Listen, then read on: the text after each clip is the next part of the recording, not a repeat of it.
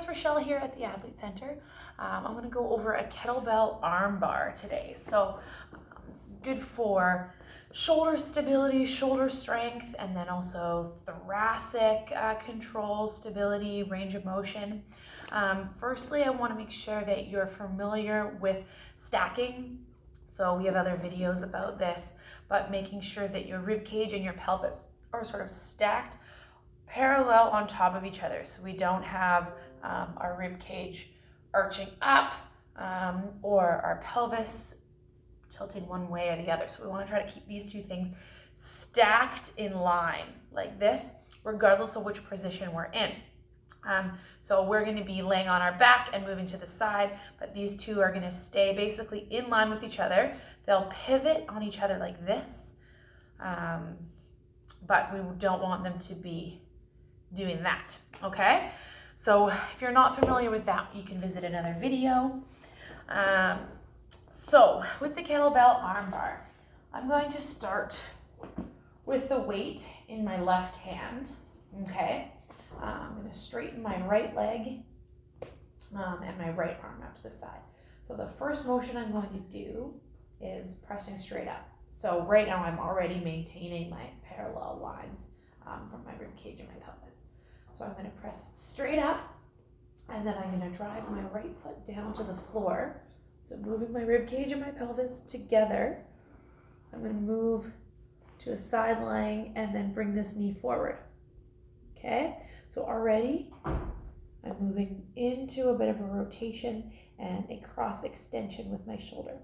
Now the farther I slide my knee away from me, the more rotation I'm going to have with my rib cage, because I'm keeping them stacked in line, which means the more extension that I'm going to have. So you can picture this as I'm moving my rib cage and my whole core on my shoulder. So my shoulder is basically going to stay where it is, and I'm going to slide this forward and rotate as I bring this back. So I'll give you the view from the other side. So my weight's in my right hand, my right knee is bent, left arm and leg are at about a 45-degree angle. I'm going to press straight up, so keeping my shoulder blade stabilized on my body, so I'm not going to do crazy pressing forward like that. Shoulder blade's going to stay stabilized on my body, pressing up, then I'm going to keep my rib cage and my pelvis stacked and in line. I'm going to use my foot to drive that rotation. And this is where we're tempted to rotate this way through our back. So we're going to try to keep everything stacked and in line. And I'm going to push my leg away, move through that rotation. Try to avoid extending through your low back.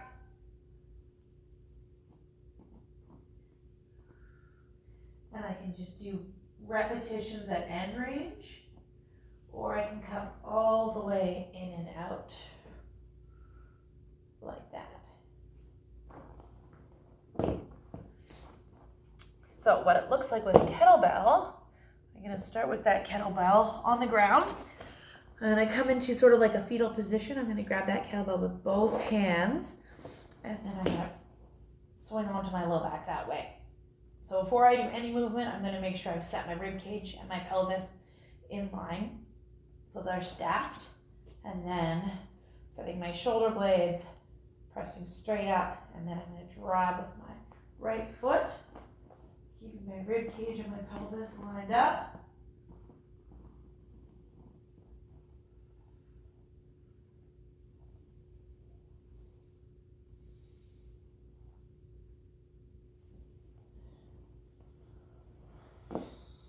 Going back to center by pulling it down with both hands and then rolling back into our fetal position.